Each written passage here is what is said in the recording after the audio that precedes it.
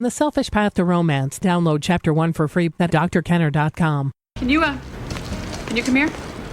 Look, I don't care what you did for me. What's wrong? I don't think I want to know you anymore. All you do is make me feel bad about myself.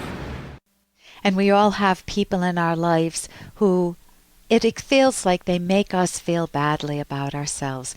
But is that the case? Or if we really feel good about ourselves and someone makes a comment, like if someone came up to me and said, let's see, Ellen, you're the worst dancer I ever saw.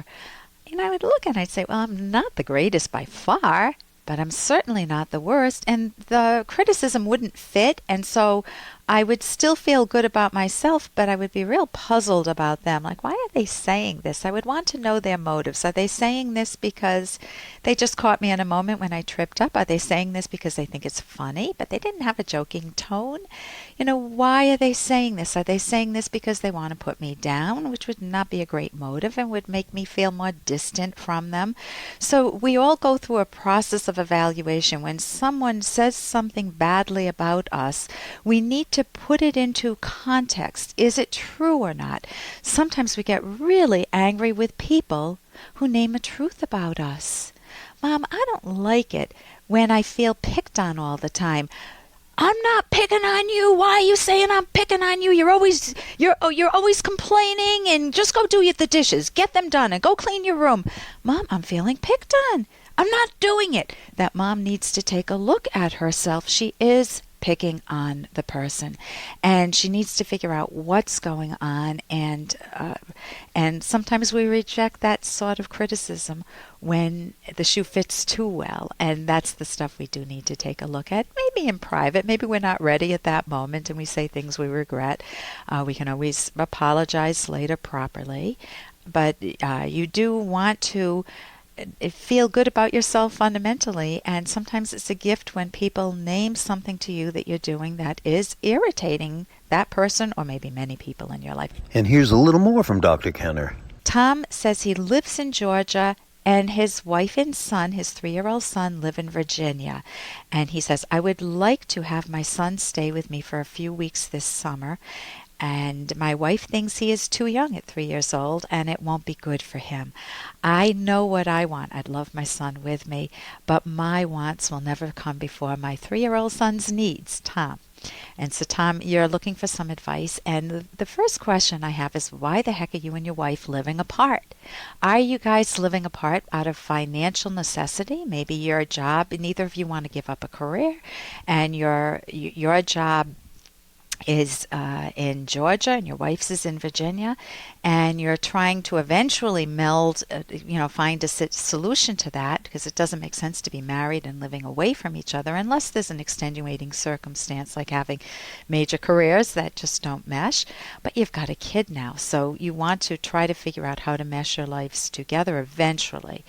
As for now, you may be in the military too, but I don't know how you would have your son with you if that's the case. But as for now, you want to explore alternatives.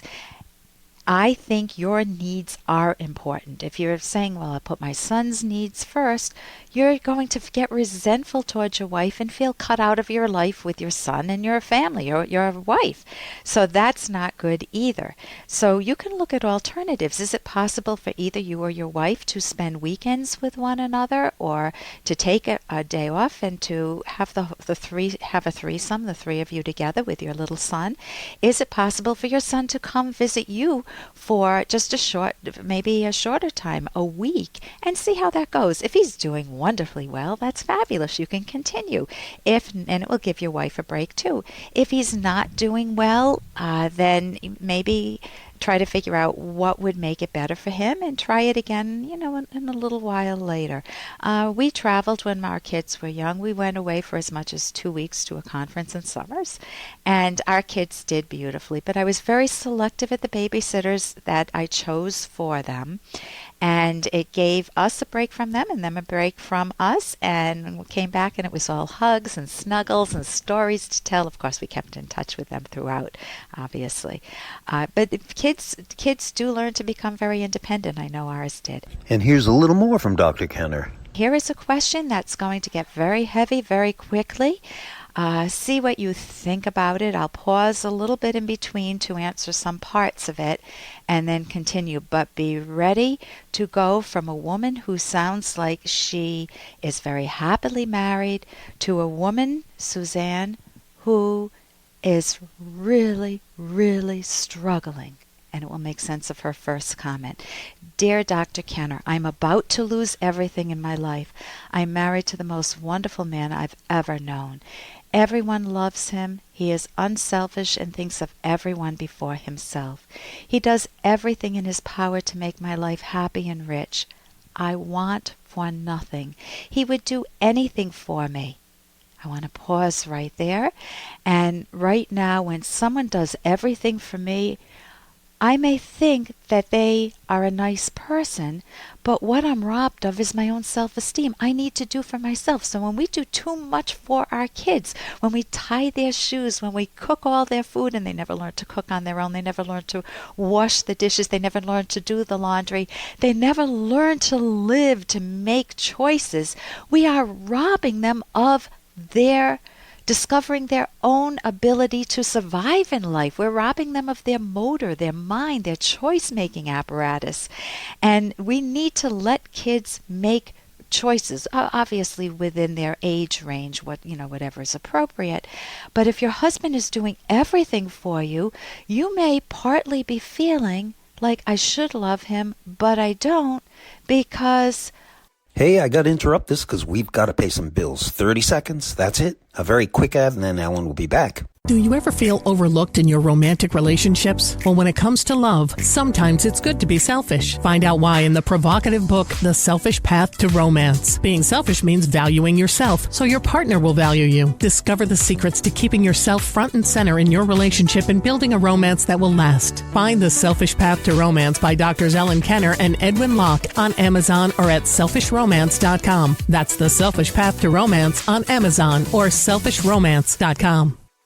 But if your husband is doing everything for you, you may partly be feeling like I should love him, but I don't, because I don't feel good about myself. When you don't feel good about yourself, you're not going to be able to love other people. My favorite author, Ayn Rand, said to say I love, you first need to say the I. I love myself. But you need to earn your self-love. You can't fake it. So let's continue. And the author I just mentioned is A-Y-N-R-A-N-D. You can go to my website, drkenner.com, and read one of her books. It totally changed my life, The Fountainhead and Atlas Shrugged.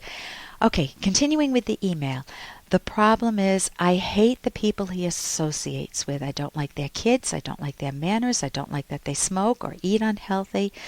But when I'm around them, I fake that I like them, and then later I complain to my husband and we argue. So I'm scratching my head. You guys are arguing. This isn't someone this is the most wonderful man. So you're arguing with him, and you're not liking the people he chooses. Let's continue. We've both been married before. It's a second marriage for both of us. We're in our 50s and 60s. I don't have and have never wanted children.